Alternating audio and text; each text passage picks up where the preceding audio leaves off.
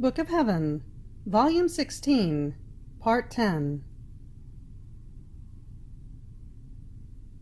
February 10th, 1924.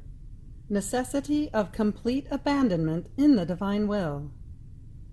The doctrine on the divine will is the purest, the most beautiful, and through it the Church shall be renewed, and the face of the earth transformed.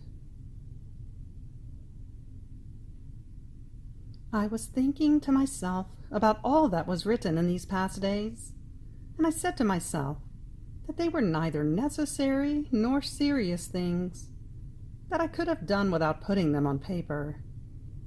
But obedience wanted it so, and I had the duty to say Fiat also in this. But as I was thinking about this, my beloved Jesus told me, "Yet, my daughter, everything was necessary in order to make known how to live in my will. By not saying everything, you would cause some quality of how to live in it to be missing, and therefore they could not have the full effect of the living in my will. As for example, on the abandonment of living in my will, if the soul did not live completely abandoned in my will, she would be like someone who lived in a sumptuous palace, and now leaned out of a window, now out of a balcony, now went down to the main door. So only seldom or in passing does the poor one pass through some of the rooms, and therefore she knows little of the regime, of the work that is needed, of the goods that are there present, of what she can take and of what she can give. Who knows how many goods are in there, and she knows little about it. Therefore she does not love that palace as she should love it, nor does she esteem it as it deserves. Now for the soul who lives in my will, and is not completely abandoned in it, self-reflections, cares for herself, fears, disturbances, are nothing other than windows, balconies, and main doors that she forms in my will. And by going out very often, she is forced to see and feel the miseries of human life. And since the miseries are her own property, while the riches of my will are mine, she becomes more attached to the miseries than to the riches, and so she shall not come to love, nor shall she enjoy what it means to live in my will. And having formed the main door, one day or another she shall go away to live in the miserable hovel of her own will. See then how complete abandonment in me is necessary in order to live in my will. My will does not need the miseries of the human will. It wants the creature to live together with it, beautiful, just as it delivered her from its womb, without the miserable provision that she has formed for herself in the exile of life. Otherwise there would be disparity. That would bring sorrow to my will, and unhappiness to the human will. Do you see how necessary it is to make them understand that complete abandonment is needed in order to live in my will? And you say it was not necessary to write about it? I feel compassion for you, because you do not see what I see, and therefore you take it lightly. But in my all-seeingness, I see that these writings shall be for my church like a new sun that shall rise in her midst, and drawn by its blazing light, creatures shall apply themselves in order to be transformed into this light, and become spiritualized and divinized in such a way that, as the church shall be renewed, they shall transform the face of the earth. The doctrine on my will is the purest, the most beautiful, not subject to any shadow of the material or of interest, both in the supernatural and in the natural order. Therefore, like sun, it shall be the most penetrating, the most fecund, and the most welcomed and appreciated. And being light, of its own, it shall make itself understood and shall make its way. It shall not be subject to doubts or suspicions of error. And if some word is not understood, it shall be because of too much light, that eclipsing the human intellect, shall not allow them to comprehend the whole fullness of the truth. However, they shall find not a word that is not truth. At the most, they shall not be able to comprehend it fully. Therefore, in view of the good that I see, I push you to neglect nothing in writing.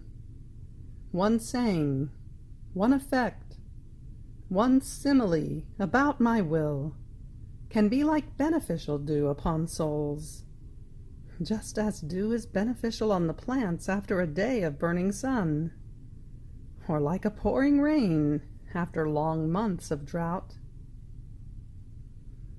You cannot understand all the good, the light, the strength contained in each word, but your Jesus knows it, and knows the ones whom it must serve, and the good it must do.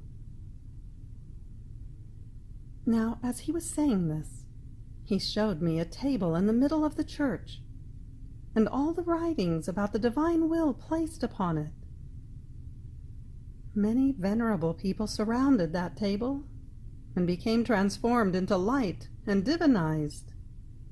And as they walked, they communicated that light to whomever they encountered. Then Jesus added, "You shall see this great good from heaven, when the church shall receive this celestial food, that shall strengthen her and make her rise again in her full triumph."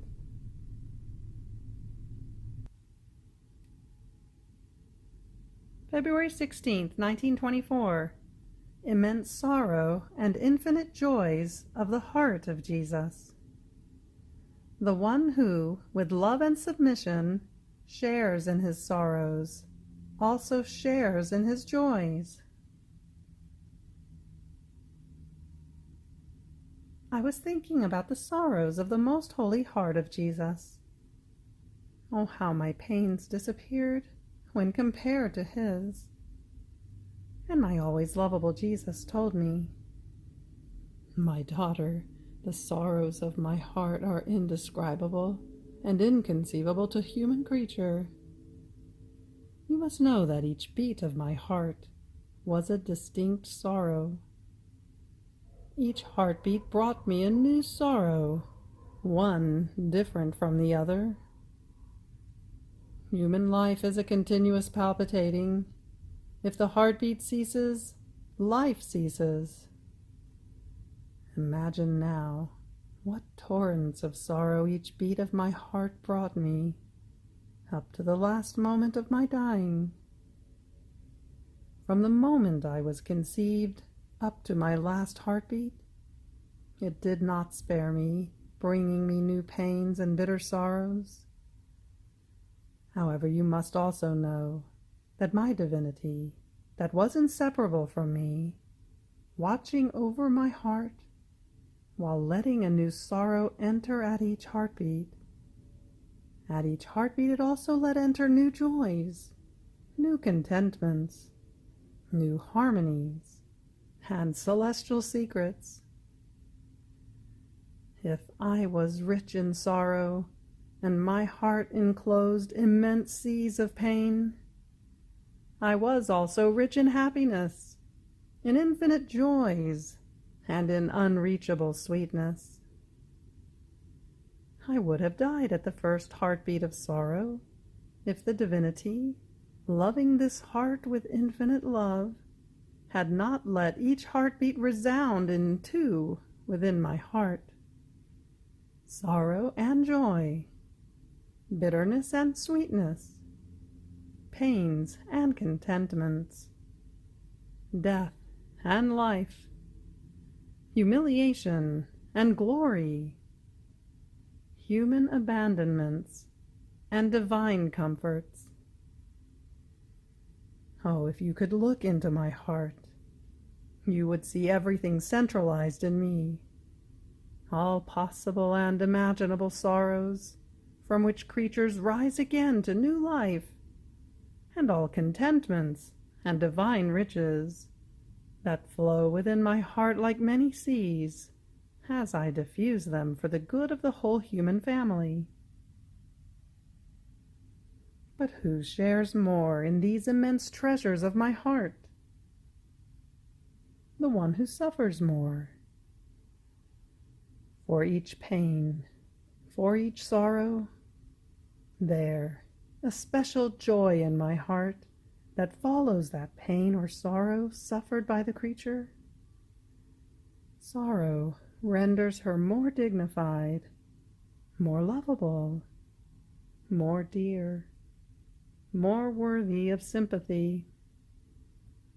And just as my heart drew upon itself all divine sympathies by virtue of the sorrows suffered, in seeing sorrow in the creature, that is a special characteristic of my heart. Watching over this sorrow, with all love, I pour upon her the joys and contentments that my heart contains.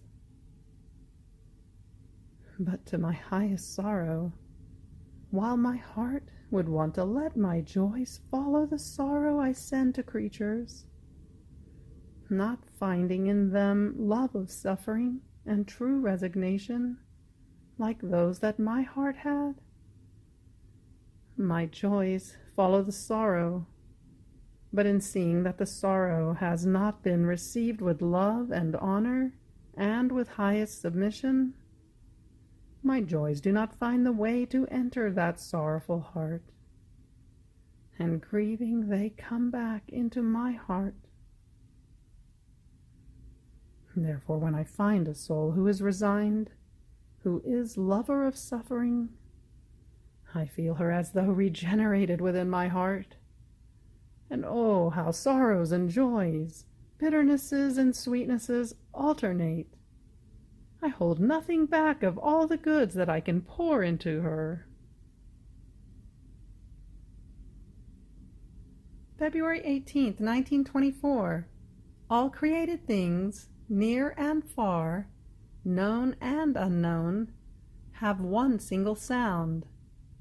I love you. And each of them carries a distinct love.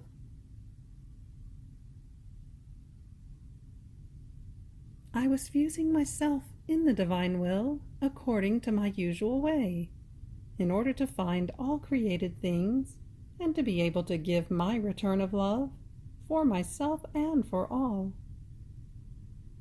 Now, as I was doing this, I thought to myself, my Jesus says that he has created everything for love of me and for love of each one. But how can this be, if many created things I don't even know? So many fishes that dart in the sea, so many birds that fly in the air, so many plants, so many flowers, such great variety of beauty contained in the whole universe. Who knows them? Just a small number of them. Therefore, if I don't even know them, especially I, then, who have been confined in a bed for years and years, how can he say that all created things have the mark, the seal of his I love you for me? Now, while I was thinking of this, my sweet Jesus moved in my interior, in the act of pricking up his ears in order to listen to me, and told me, "My daughter, yet it is true that each created thing has a distinct love for you. It is also true that you do not know them all, but this says nothing. On the contrary, it reveals to you my love even more, and tells you in clear notes that my I love you for you is both near and far from you, both hidden and unveiled.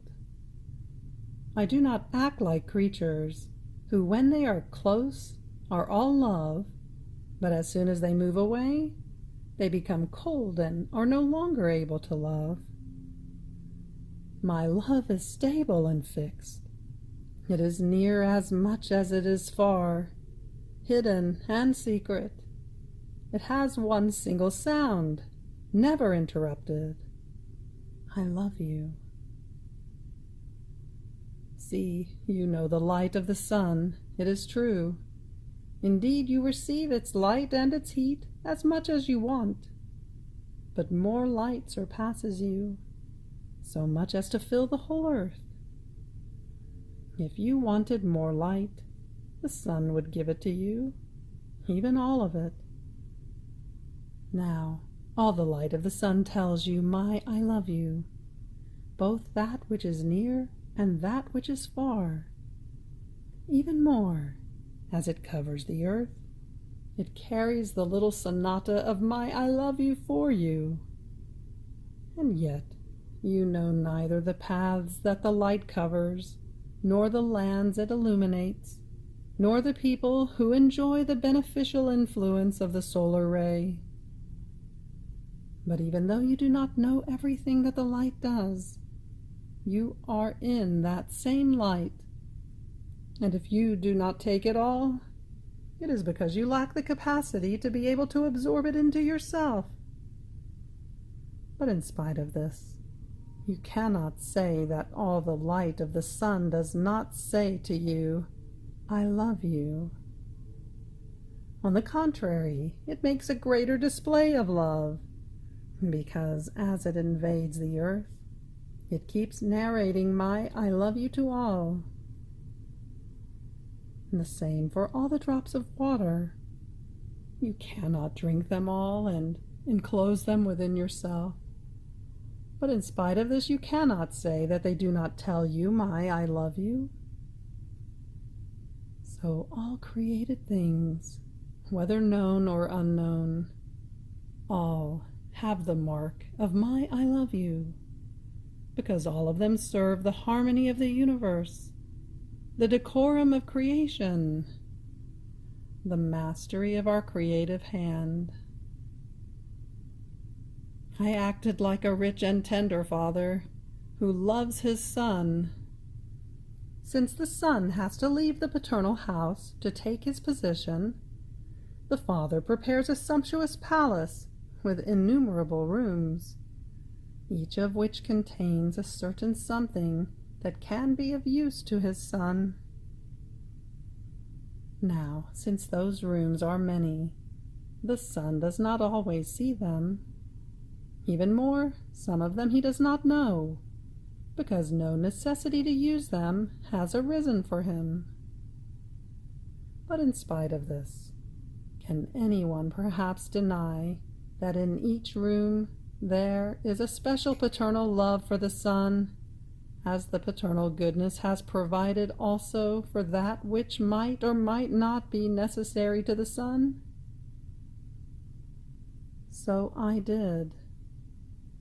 This son came out of my womb, and I wanted him to lack nothing.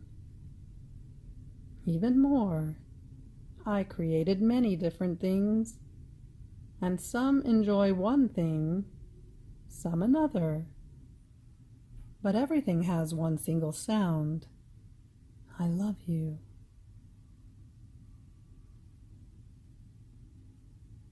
February 20th, 1924.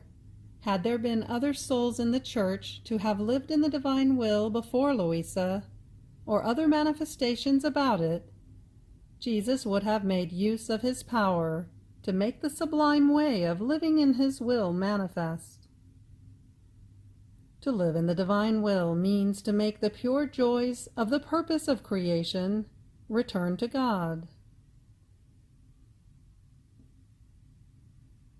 After all that my sweet Jesus has told me about his most holy will, I was thinking to myself, how can it ever be possible that there has not been one soul until now who has lived in the divine volition, and that I am the first one?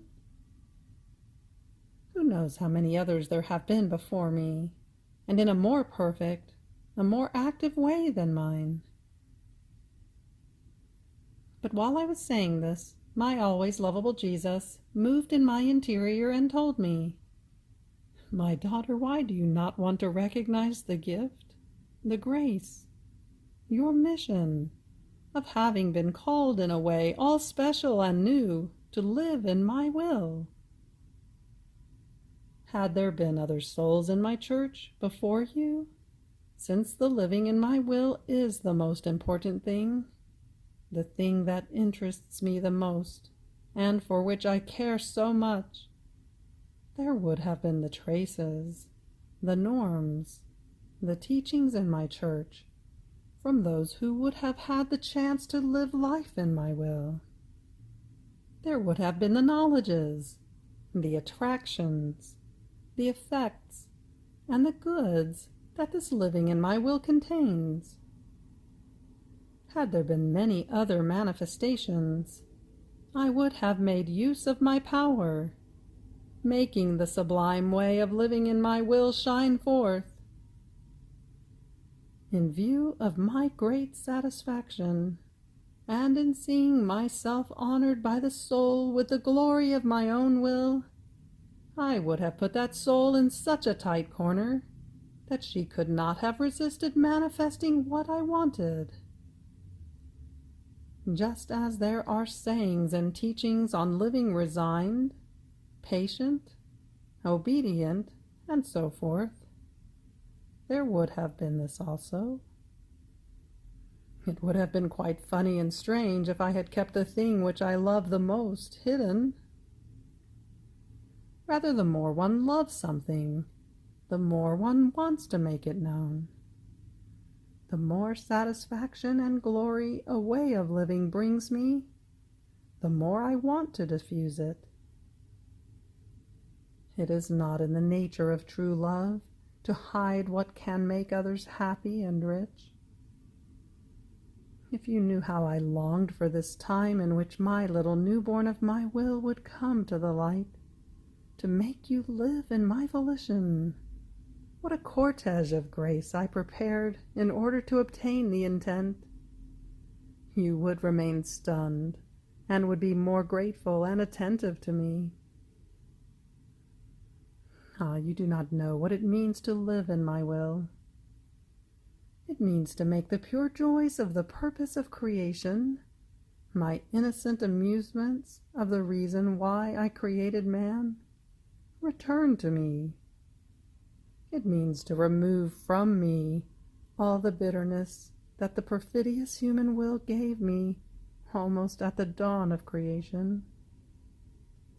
It means a continuous exchange between human will and divine will, as the soul, fearing her own, lives of mine, while mine keeps filling the soul with joys, love, and infinite goods. Oh, how happy I feel in being able to give whatever I want to this soul, because my will contains such capacity as to be able to receive everything. So there are no longer divisions between me and her, but stable union in operating, in thinking, in loving, because my will makes up for everything. So we remain in perfect accord and in communion of goods. This had been the purpose of the creation of man, to have him live as our own child, and to place all our goods in common with him, so that he might be fully happy, and we might be amused with his happiness. Now, to live in my will is precisely this: to have the purpose, the joys, the feasts of creation returned to us. And you say that I should have kept it hidden in my church without letting it come out? I would have turned heaven and earth upside down. I would have confounded the hearts with an irresistible strength in order to make known that which shall be the fulfillment of creation. Do you see how much I care for this living in my will, which places the seal upon all my works, so that all of them may be complete?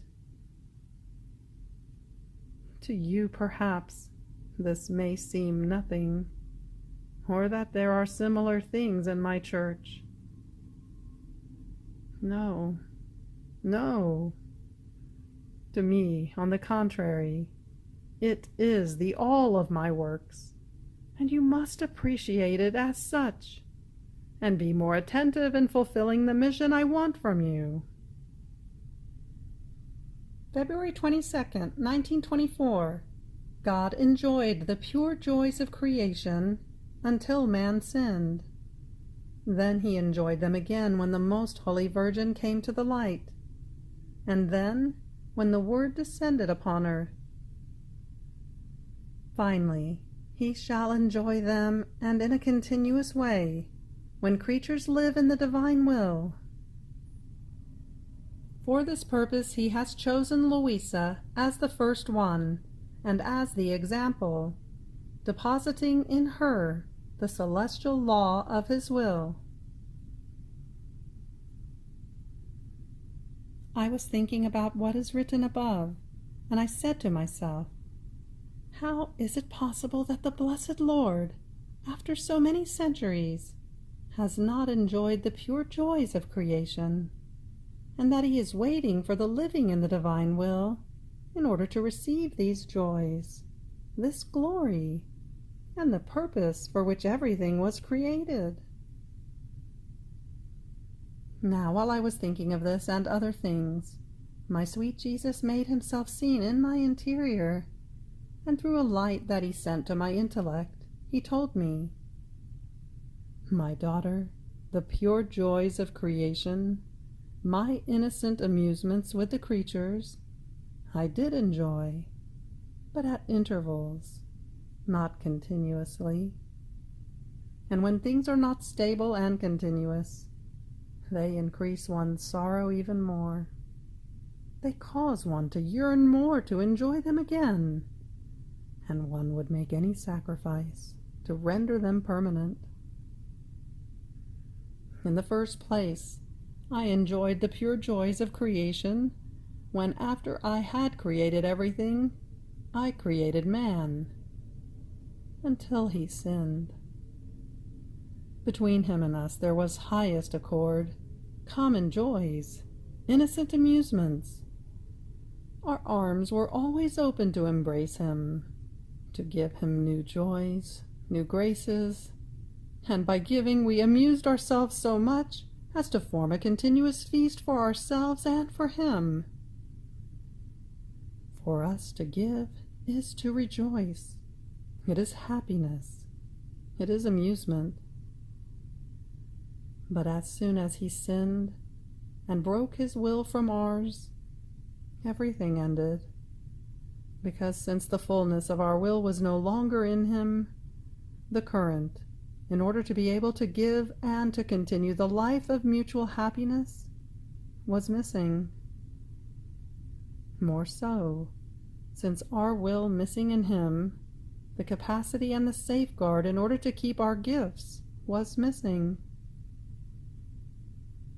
In the second place, we enjoyed the pure joys of creation when, after many centuries, the Immaculate Virgin came to the light of the day, because she had been preserved from even a shadow of sin, and she possessed all the fullness of our will, and between her and us there was not a shadow of split between her will and ours. Our joys, our innocent amusements, were returned to us. She brought to us all the feasts of creation as though on her lap, and we gave her so much, and amused ourselves so much in giving, as to enrich her in every instant with new graces, new contentments, new beauty, to the point that she could not contain more. But the empress creature did not last long on earth. She passed into heaven, and we could not find another creature in the low world who would perpetuate our amusements and bring us the joys of creation. In the third place, we enjoyed the joys of creation when I, Eternal Word, descended from heaven and took on my humanity. By possessing the fullness of my will, my beloved Mamma had opened the currents between heaven and earth. She had put everyone in feast, heaven and earth, and the divinity, being in feast, out of love for a creature so holy, made me conceived in her virginal womb, giving her the divine fecundity, so as to let me fulfill the great work of redemption. If there had not been this excelling Virgin, who took primacy in my will and lived perfect life in my volition, living in it as if she did not have her own will, and by doing so, placing the joys of creation and our feasts in current, the Eternal Word would never have come upon earth to fulfill the redemption of mankind. See, then, how the greatest thing, the most important, the most pleasing, and that attracts God the most, is the living in my will. And the one who lives in it conquers God, and makes God give gifts so great as to astonish heaven and earth, gifts that for centuries upon centuries could not be obtained. Oh, how my humanity, being on earth and containing the very life of the Supreme Volition, even more it was inseparable from me, brought to the divinity in a wholly complete way all the joys, the glory, the requital of love of the whole creation. And the divinity was so delighted as to give me primacy over everything, and the right to judge all peoples. Oh, what good did creatures obtain, knowing that a brother of theirs, who loved them so much and had suffered so much in order to place them in safety, was to be their judge? In seeing the whole purpose of creation enclosed in me, the divinity, as though stripping itself of everything, conceded to me all rights over all creatures. But my humanity passed into heaven, and no one was left on earth who would perpetuate the full living in the divine volition, and therefore, rising above everyone and everything in our will, would bring us the pure joys, and would let us continue our innocent amusements with a terrestrial creature. So our joys were interrupted, our amusements broken on the face of the earth. On hearing this, I said, "My Jesus, how can it be as you say? It is true that our Mamma passed into heaven, and so did your humanity. But did you not bring the joys with you, so as to be able to continue your innocent amusements in heaven with your celestial Father?" And Jesus, "The joys of heaven are our own, and no one can take them away from us, or diminish them. But those that come to us from the earth, we are in the act of acquiring, and the game is formed precisely in act of the new acquirements, between the acquirement of the victory or of the defeat. So are the joys of the acquirement formed, and if one is defeated, sorrows are formed.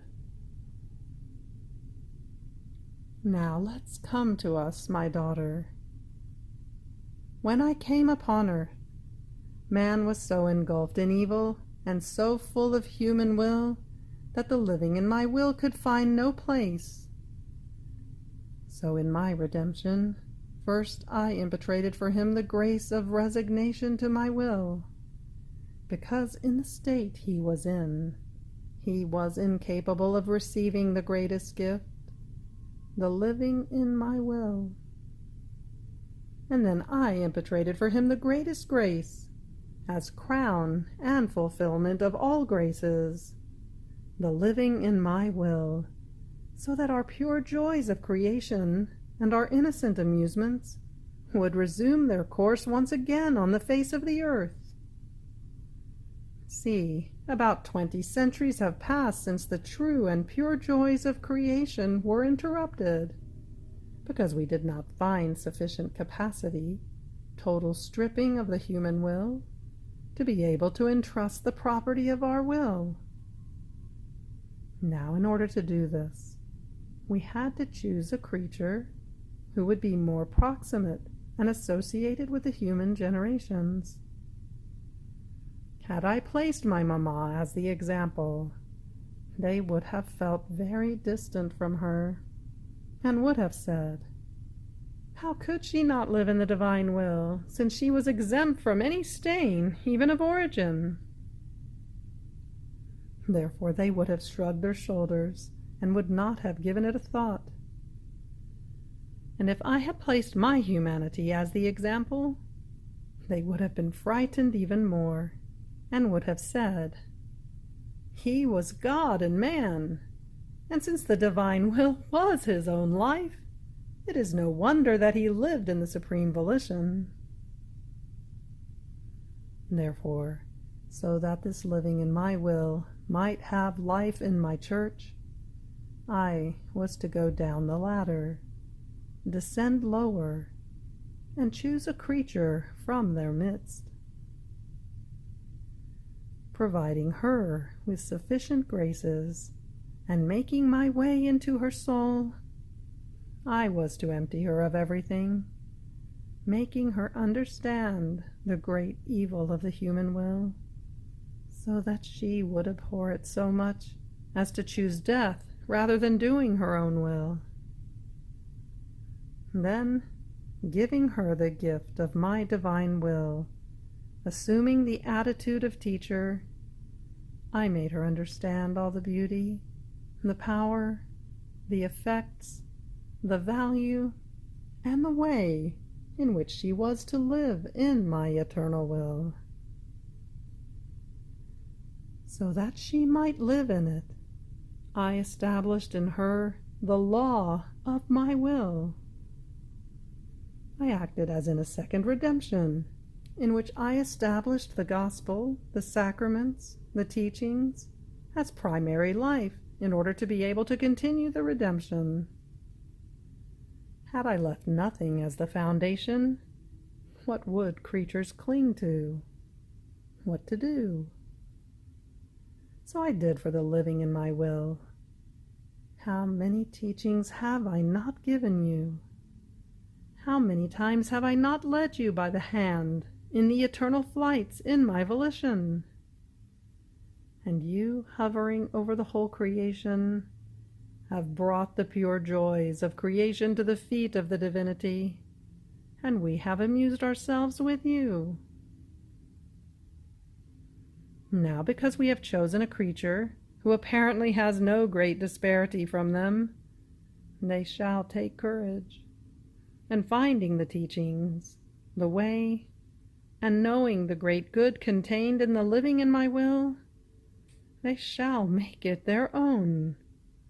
And so the pure joys of creation and our innocent amusements shall no longer be broken on the face of the earth.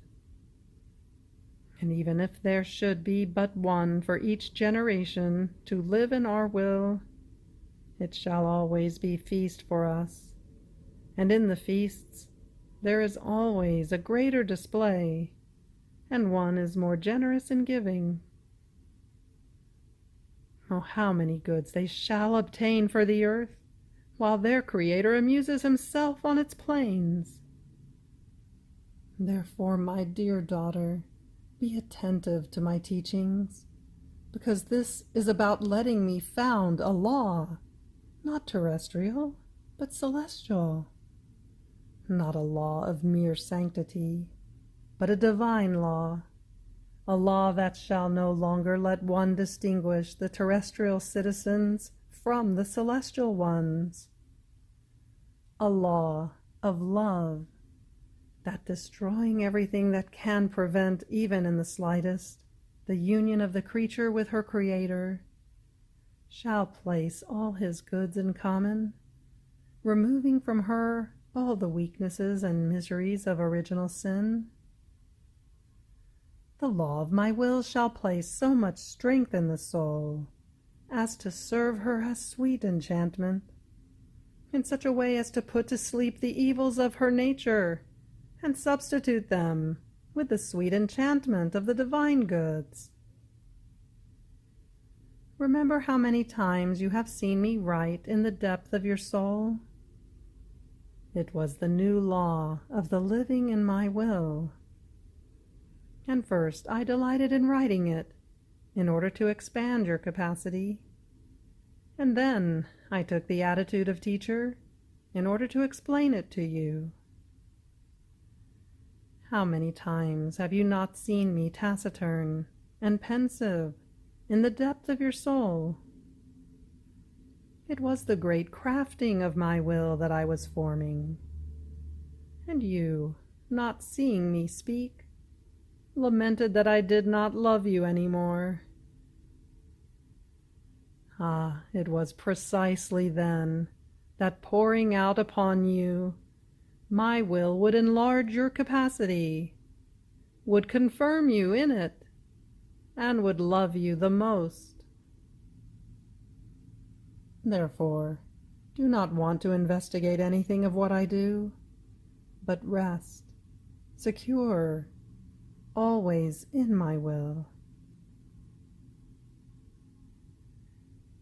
You have reached the end of the Book of Heaven, Volume 16, Part 10. Fiat.